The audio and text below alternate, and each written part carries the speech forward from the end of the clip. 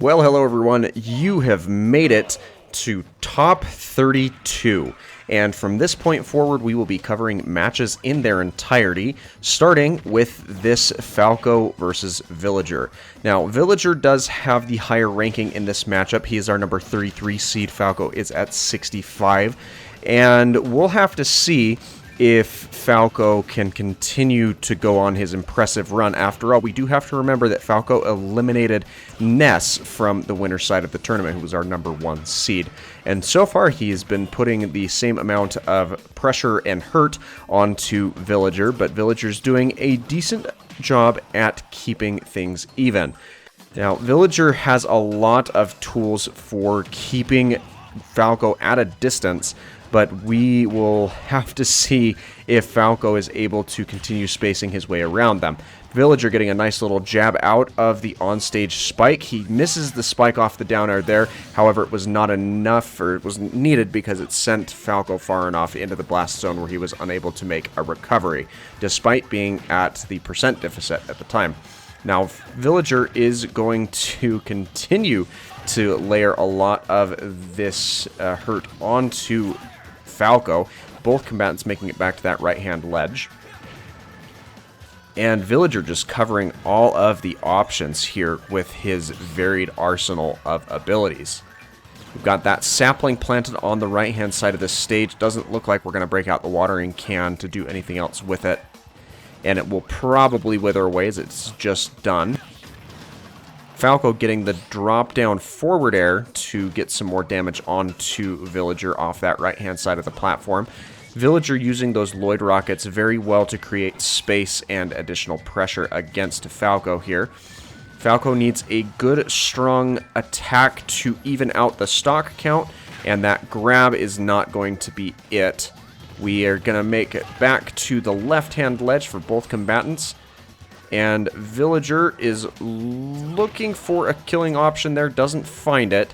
He's got a considerable lead in both percent and stocks here. Falco could have finished things with that down smash, does not manage to land it. We've got the back air coming out from Falco. It doesn't land as Villager's able to shield it, but he quickly finishes up with the up air. And we're at least even on stocks, though Villager should be able to finish off the second stock for Falco here pretty quickly. Got the on-stage spike with the down air. The forward tilt was not enough to kill out of that. That down air, I think, sent him over into the Lloyd rocket, because we heard an extra connection there at the end. And Villager, again, back in the lead in the stocks category. Falco managing to land that forward smash, even though Villager was almost able to get that air dodge through it. And Villager continuing to cause a lot of problems, nearly catches Falco with that bowling ball forward smash off that right-hand ledge. Falco starting to rack up more damage, trying to even out the stocks here, as he's, all things considered, not that far behind. We've got the tree coming out, and that was kind of a weird face that the tree had. I don't think that's normally where it's located. Got the up tilt coming out after the punish, and that reflect, excellently timed to send Lloyd back in Villager's direction. Got the falling down air through that platform again. And Falco going to finally even things out with that neutral air. And we are now even on the last stock of the first game. Got the rapid jab, or multi-jab, coming out from Villager there. That's a very scary tool in his arsenal, as it allows him to really put the hurt on Falco as he chases him down with that forward smash and manages to take game 1.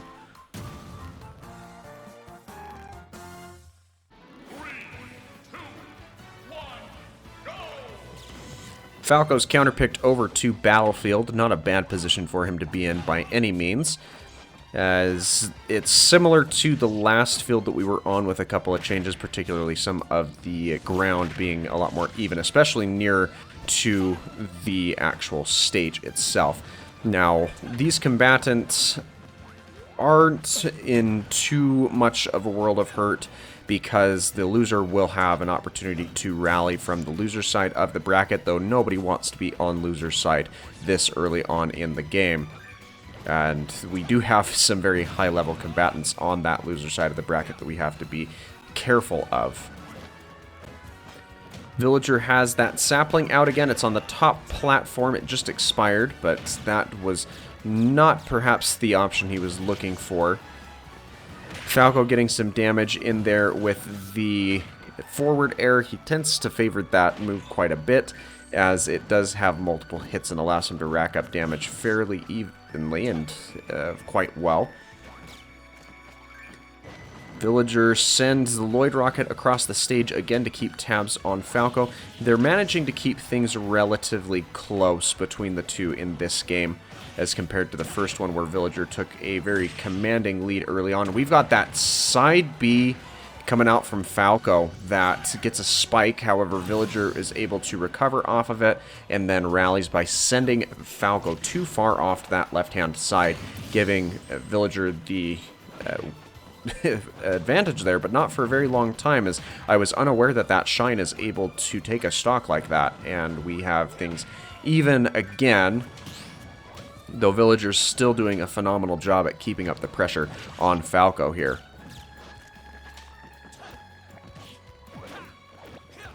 Wow, these two are dancing around each other very expertly on the small confined space of that platform, which is not the easiest thing to do, for sure. Villager puts the tree up. He doesn't get the connection on it, but the positive aspect of having the tree active is it does mean that that Villager has the axe available on his down B, which is a very scary option for him to have because it deals a lot of damage and has a fair amount of knockback to it. Granted, it's not nearly as bad as getting hit by the falling tree itself, but Falco is doing a really good job at spacing around his opponent here and manages to land an up smash to take the first advantage that we've seen from him in this set before Villager evened things out with that up air.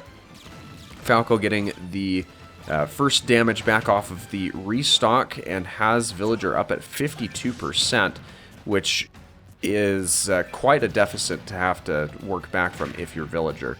He manages to get the down air. He doesn't get the sweet spot for the spike. He does send Falco underneath the stage. He's able to make it back, though, with his up B Fire Falcon recovery there. And that down air from Falco sends Villager very low. He's able to recover quite easily, as the percent didn't give him the knockback scaling enough to get the actual kill on it. We've got Villager who's put his tree up again, and Falco has got a lot of spikes in this matchup. He hasn't been able to get anything that actually finishes things out. The tree's expired, gone away, so Villager has to attempt to replant that if he wants that as one of his options. We've got the Lloyd Rocket coming back out. The tree is present in the center of the stage to provide a bunch of pressure and some area control there. There's enough damage dealt to the tree, though, that it expires early. And that is certainly an element of counterplay that you can attempt to do with that tree when it is active. Villager rallying back here with some damage, and Falco needs to find a killing option pretty quickly here if he wants to force that Game 3 situation. However, it looks like he is struggling to get in close enough to the point where he can make that happen. And Villager finishes things off with that forward smash as Falco attempts to jump through the platform. That's going to give Villager the win 2-0 and send Falco over to loser's side, where we will see him in a couple of weeks. He'll have to go up against Luigi in the round 3 loser's side, but it'll be about a month before we see that. For now, let's move on to our next matchup, which is bound to be high octane.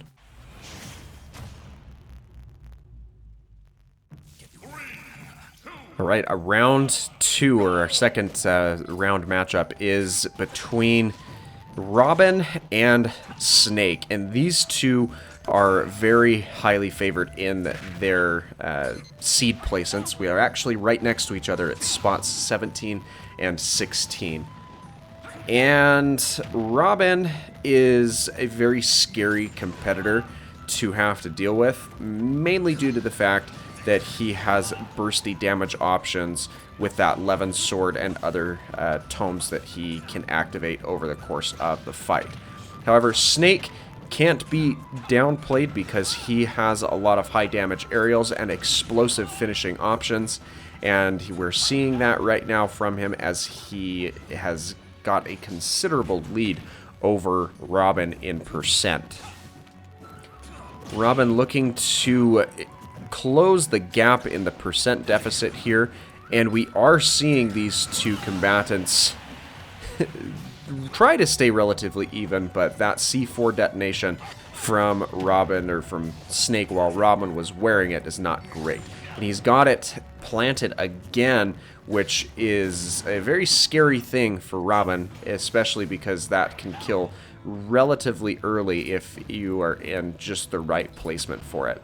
We've got these grenades coming around. That's going to help Snake get a lot of control over the stage. Now, this area isn't particularly great for Snake's up smash, as it's good at causing ledge guards, but these platforms that hang over the edge of the stage itself will cause that explosive to detonate prematurely. Snake doing a really, really good job here at keeping a lead. And Robin getting the back air there through the Nikita as it starts up. And Robin actually reversing some of the damage there with the Nosferatu tome that he's got. And Snake just further extending his lead with that up air. So a very scary situation for Robin to be in, especially where he's been a very efficient combatant. And he finally does manage to take that first stock away from Snake, and does so with an up smash with that Levin sword. That down B, or that up B, doesn't manage to put Snake out and onto that final stock, though it does manage to rack up some more damage. However, he catches him off stage again, and Robin, against all odds, has evened out the stock count. We could potentially see a reverse 3 stock here if Snake doesn't rally, and he currently has the percent advantage here in this stock. And that Cypher does give Snake a certain degree of super armor that you have to keep in mind if you're wanting to try and take him out of it.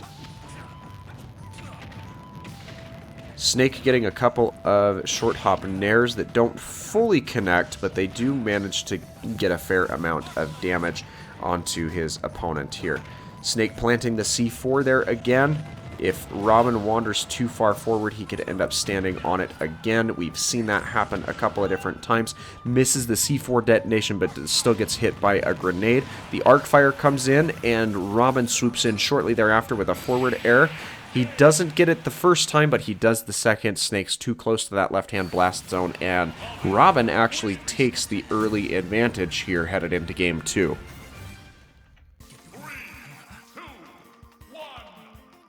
So our Game 2 takes place on Smashville, and this is a good spot for Snake to counterpick to, because it eliminates some of the problems that he had with the previous stage.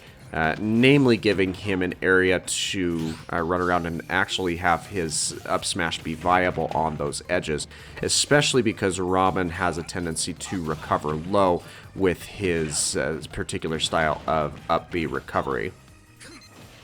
And that Nikita coming out twice to cause pressure to Robin off stage, and that's just what I was talking about there, where that up smash really causes Robin to have some trouble getting back to stage here. He finally manages to do so, and he has expended his Levin sword, but gets the Thoron connection and quickly makes up for the damage that he had missed out on while he was in that lengthy offstage interaction.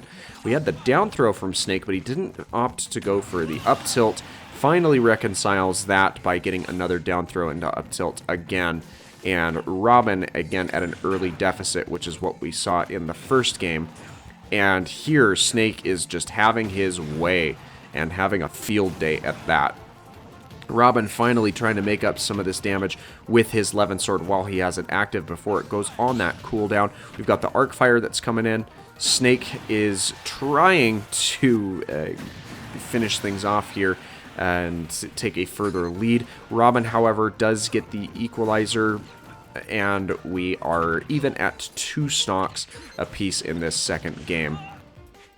These explosions just cause a lot of troubles for Robin. Why are you going up that high? You're incredibly lucky that Nikita didn't end up landing there. And Snake opting for a very high recovery, getting back to the stage. Robin sends him further out to the left. He air dodges through the pressure to get back there onto the ledge. And Robin desperately wanted to get off that left-hand side because of the C4 that's hanging out right there. Robin up at 144%. You wonder if he can hold on much longer. He does live through the neutral air and manages to heal some of that damage back with the Nosferatu.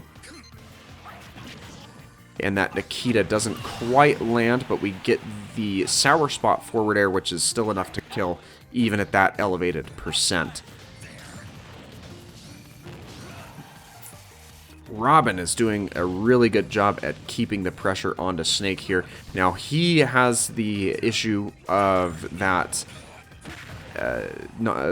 arc fire landing on that platform if he jumps at just the wrong angle, so he's got to be cautious with that for sure. Levin Sword's on cooldown. It falls and does get some connection damage as a projectile onto Snake. Snake gets struck by the Thoron, but it's not enough to kill him, and we will see Robin equalize shortly thereafter, get us down to that final stock here in this game too.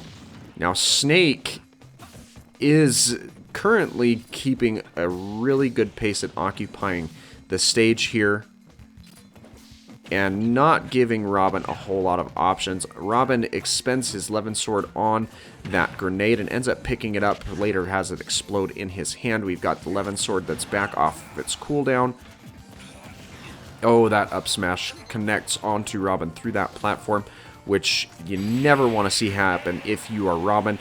Snake reads the roll, gets the forward smash, and we will see a game 3 in this matchup between these two combatants. So for our game 3, Robin has counterpicked over to Kalos Pokemon League, which has a similar setup to the opening stage that we saw. And that could cause to be problematic for Snake, because he had some trouble on that first stage, given that he had problems using his up smash, which is one of his best tools for edge guarding at the ledge and covering recoveries from his opponents. And I think Robin knew that. So we're seeing Robin working his way back to that right side ledge. Snake gets the down air out of the Cypher cancellation there. The Cypher gets destroyed on that attack, and he does manage to make it back to ledge. Robin making it back to the right-hand side of the stage without having to use any of his Elwind to recover. Gets the forward smash with the Levin Sword there, and actually takes the first stock advantage here, which is kind of what we expected. Robin up at 100%, Snake looking to finish things off where he can. We've got that smash attack coming out again from Robin. The aerial attacks with that Levin Sword are very scary, and Robin is currently taking excellent command over this matchup. Gets the up smash with the Levin Sword there. It's not enough to kill, and that final up air with that Levin Sword sends it on to its recharge, though it wasn't enough to claim the stock. We've got the Elwind coming back and making contact with Snake as he recovers back to ledge.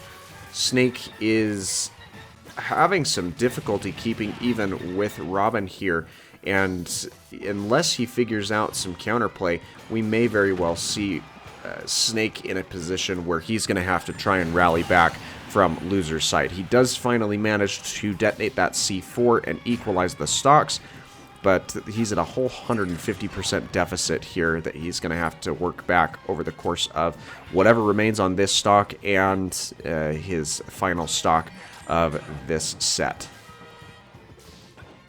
You've also got to really dance around that Levin sword and try to force it into its cooldown, because it is a very powerful tool in Robin's arsenal for ending stocks quickly, and basically any strike at this point from that Levin sword could put Snake on his final stock of the set.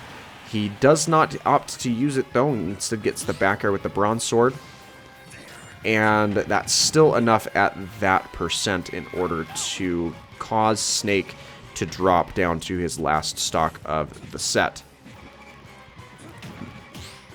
We've got more of those jabs coming through. Robin was able to parry the first one, and Robin dropping the shield at just the wrong moment for that Nikita side B to come through and get some damage extension onto his adversary here. Robin looking to extend his lead if he can,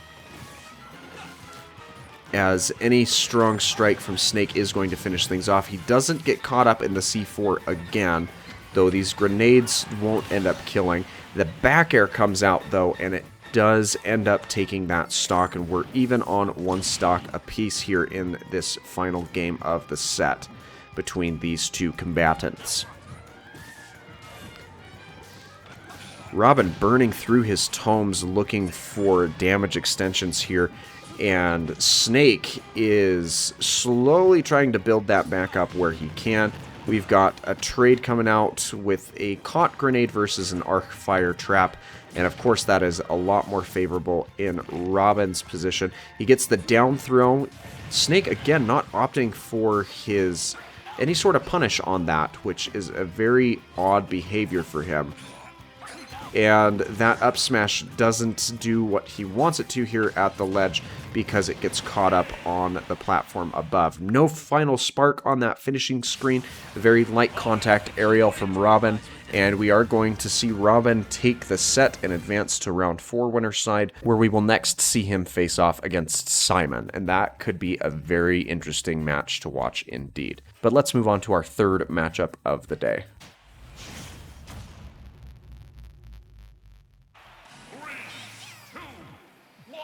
Next up, we have Pichu and Samus. Now, Pichu is a very tricky combatant because of their small size. However, Samus can cause a lot of problems with their projectile harassment, but that doesn't tend to work as well against Pichu, as he can make his way underneath most of those attacks as they come through.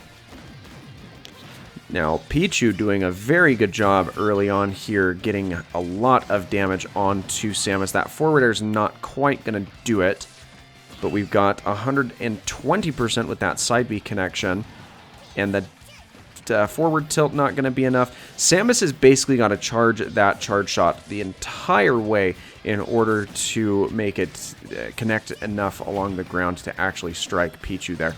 We've got that fully charged, but she detonates it a little bit early, sends it flying away, and currently trying to fight back to stage from that left-hand side.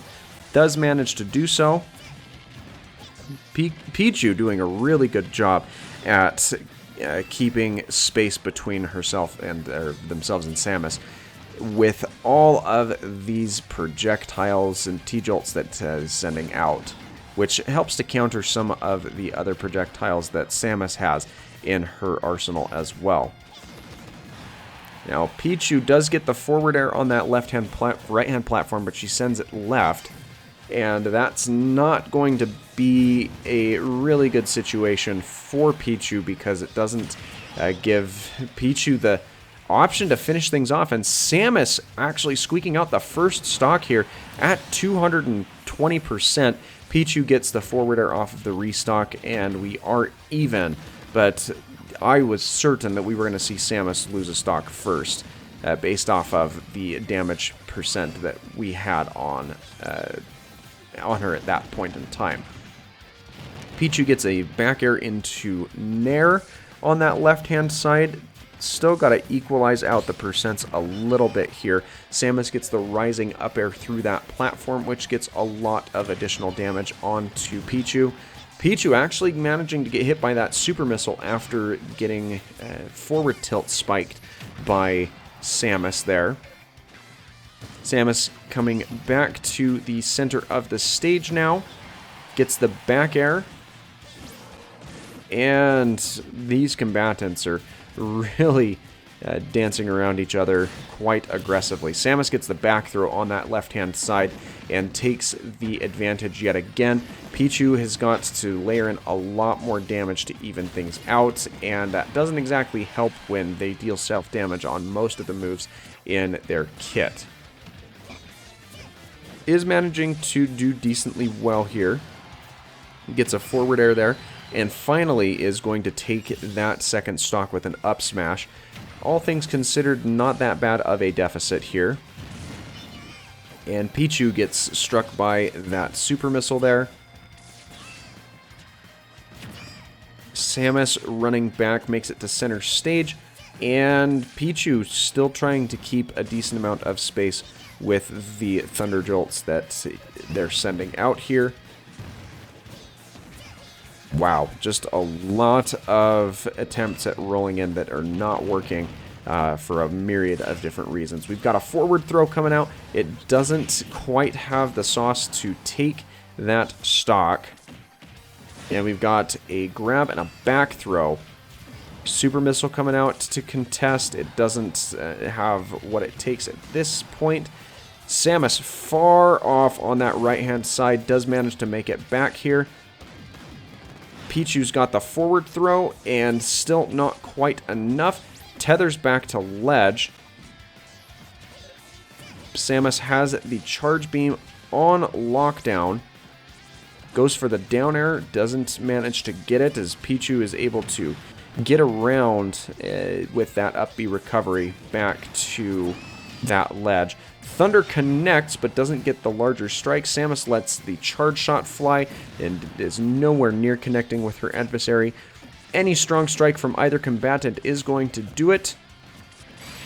And that long distance grab and a back throw is going to be plenty. Samus taking the early lead here against Pichu. 3, 2, 1, go!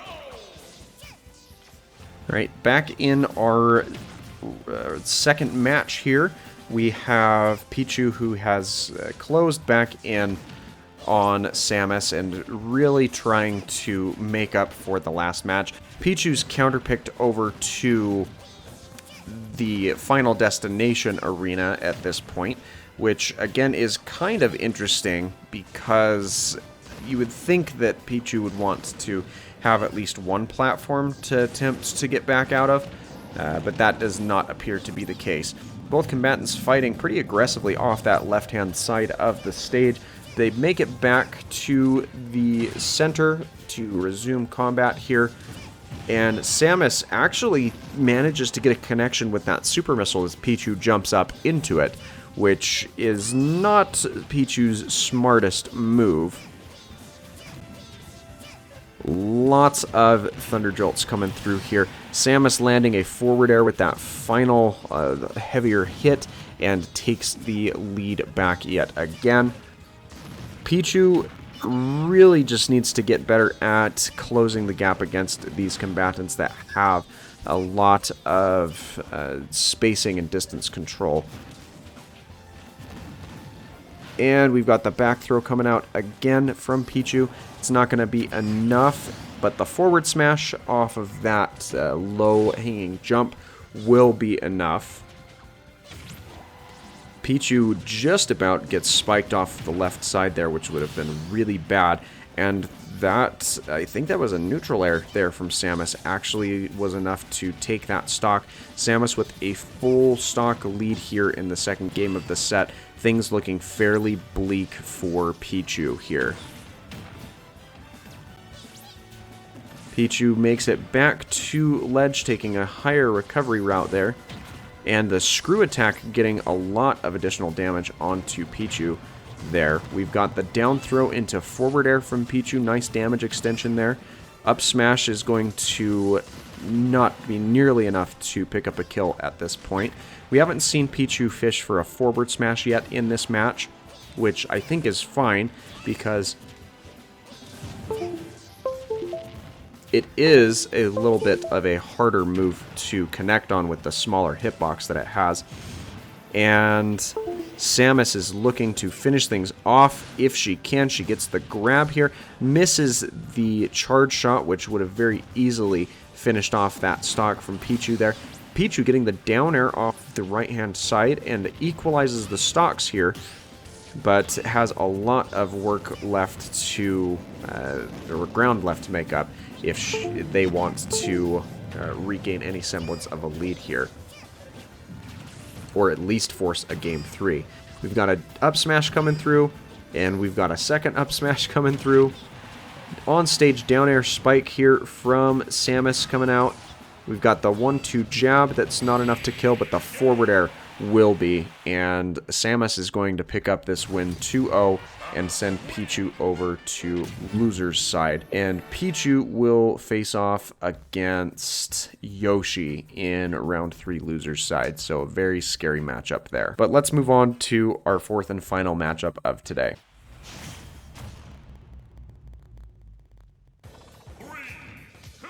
All right.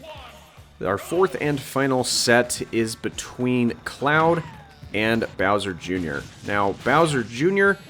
has pulled a couple of surprising upsets in this tournament so far, but Cloud has had fairly consistent performance, and he is continuing that trend here as he's just layering a lot of damage onto Bowser Jr. very early here.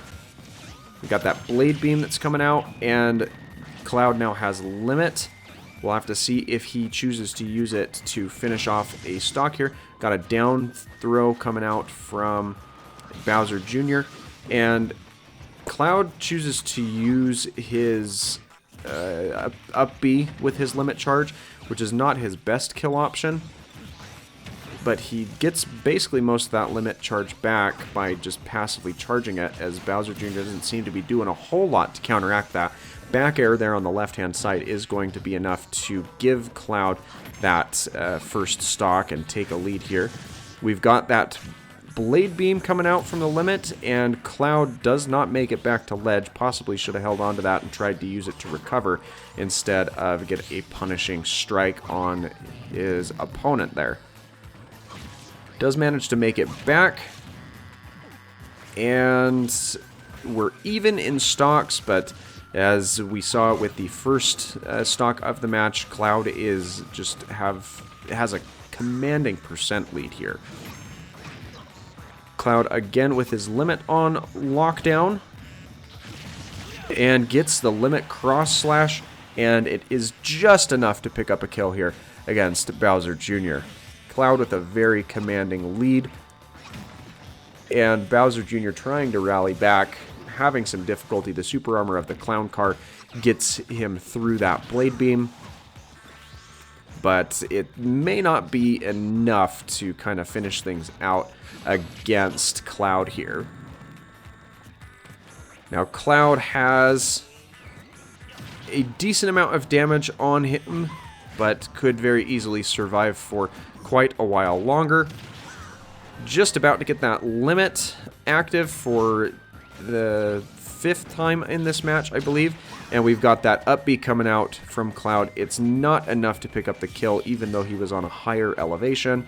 Dash attack comes out from Bowser Jr. Does get hit by the falling up air, which is a very interesting application of that move. I don't know that I've really ever seen that strike quite that way. Up smash from, or forward smash from Cloud does not land. He doesn't quite die to the clown car explosion there off of Bowser's up B. Bowser Jr. uses that move quite often as a killing strike, which I suppose it works if you're able to reliably do it. Bowser Jr. equalizing the stock count with a back throw at the left ledge there. But it's looking about too little too late. Late hit on the up smash isn't going to finish things off. And Cloud just about has that limit fully charged because Bowser Jr. gave him the opportunity to just sit there and charge the entire meter. Goes for the forward air, doesn't get it. And Bowser Jr. is actually going to pick up the win here despite a very dominant performance from Cloud. As Cloud gets stuck too far off on the left and his aerial recovery is not great. Right, Cloud counter-picking to Lilet Cruz. Very interesting choice for him, as he's able to negate a lot of the weird platform shapes as his Blade Beam moves through some of those objects a little bit better. Oh, and that forward smash is going to pick up a kill very early against Bowser Jr. on that right-hand side of the stage. Cloud has his limit on lockdown, and he's looking to use it before it gets that expiration. And he goes for the up B again, which hasn't used a whole lot as a punishing option. I suppose if it works, you're never going to complain about it, but definitely a strange option in my book. Gets that up B again, which helps him to rack up damage for sure. Gets the cross slash on shield. Bowser Jr. is able to roll around it. Cloud just barely managing to make it back to ledge. Just about has his limit on lockdown again. You see him using that Blade Beam instead of using the limit to recover, which has caught Bowser Jr. both times, and he actually manages to make it back to stage this time, where he didn't before. Gets grabbed by the Mecha Koopa, and makes it back to left-hand ledge there. Okay, Cloud, if you would have gone for an up air there, you may have picked up that kill. We've got the Blade Beam coming through yet again. And Bowser Jr. finishing things out with that first stock. And continuing to get more damage onto Cloud with that up B Clown card detonation, which again is used a lot as a punishing option by this competitor. Got the Nair that comes out from Cloud. It picks up that kill and gives him the stock advantage yet again.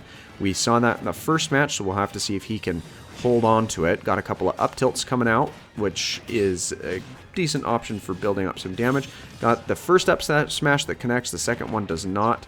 And Bowser Jr. going for the down tilt, which actually does manage to retroactively pick up a kill as it sends Cloud far enough away to the point where he cannot counter out of it and make it back to stage.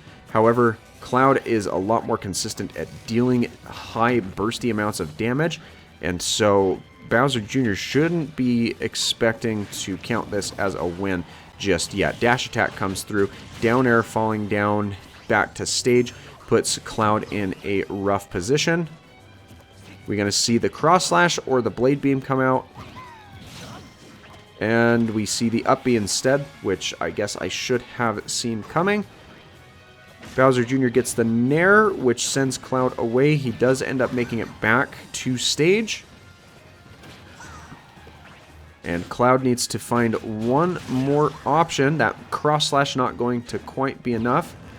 Down tilt at ledge is not going to pick it up either, but the forward air will equalize the wins in the set, and we will be going to a game 3. 3,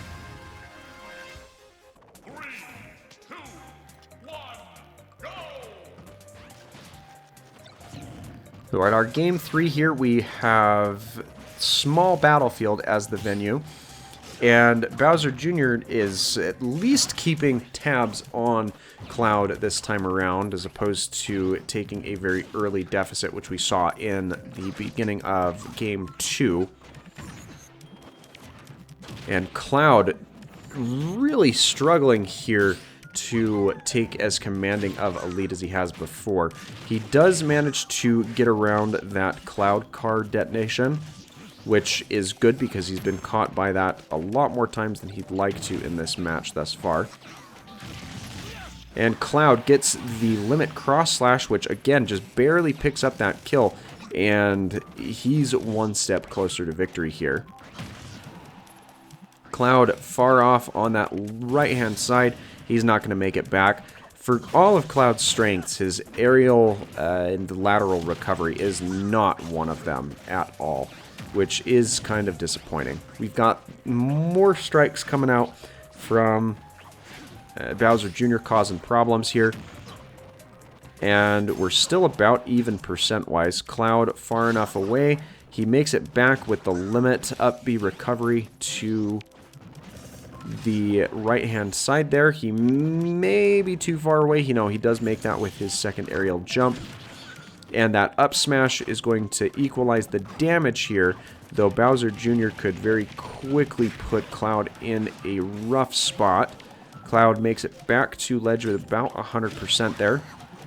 Gets the up smash through that ledge and continues to apply more of that pressure. The down smash, first time we've seen that come out this match. And we do see that up B, limit up B coming out from Cloud again as a punishing option. It doesn't pick up a kill as often you would think that it would with how frequently you see Cloud using that option. We've got the back air that finishes off Cloud's second stock, putting him on the last stock of the set. And Bowser Jr. looking to widen the margin as he rolls in with his clown car. And Cloud has his up B, or his limit fully charged, but immediately burns it on an up B, which doesn't even pick up a kill or any meaningful amount of damage there, which is unfortunate for him.